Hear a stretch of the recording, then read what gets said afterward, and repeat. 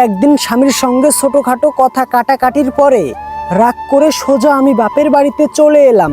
বের হওয়ার সময় জোর গলাতে বলেছি, তোমার সংসার আমি আর করব না। স্বামী কিছু না বলে শুধু আমার দিকে তাকিয়েছিল।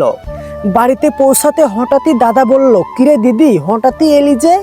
আমি একটু বিরক্ত হয়েই বললাম, কেন, আমি কি বাপের বাড়িতে আসতে পারবো না নাকি?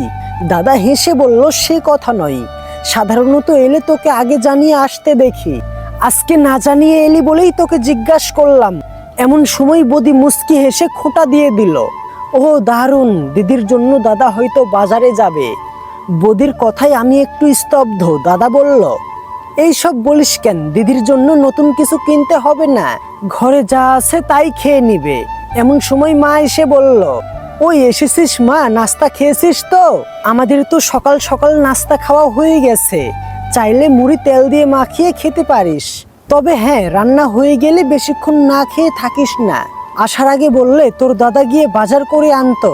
সব শুনে মনে হচ্ছিল আমি যেন আমার শৈশবের বাড়িতে নই, অন্য কোনো বাড়িতে এসে পড়েছি মেহমান হয়ে। বুকটা হু হু করে উঠছিল, কিন্তু কাউকে কিছু বলতে পারছিলাম না।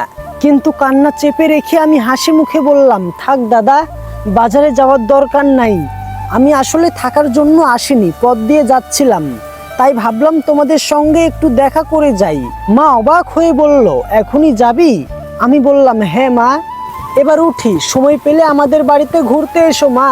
তারপরে আর একটি কথা না বলে সোজা চলে এলাম স্বামীর কাছে। দরজা খুলতেই স্বামী আমাকে দেখে হেসে ফেলল। বিরক্ত মুখে বললাম, হাসছো কেন? ভালোবাসি বলেই ফিরে এসেছি। স্বামী মুচকি হেসে বলল, জানি তো, তুমি বরং রান্না চড়াও, আমি বাজারে গিয়ে বাজার করে নিয়ে আসতেছি। সেই দিন আমার মনটা যেন হঠাৎ খুলে গেল।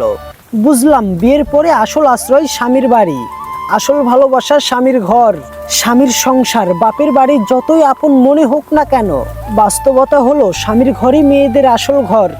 এখানেই মেয়েদের রাজত্ব করার একমাত্র জায়গা।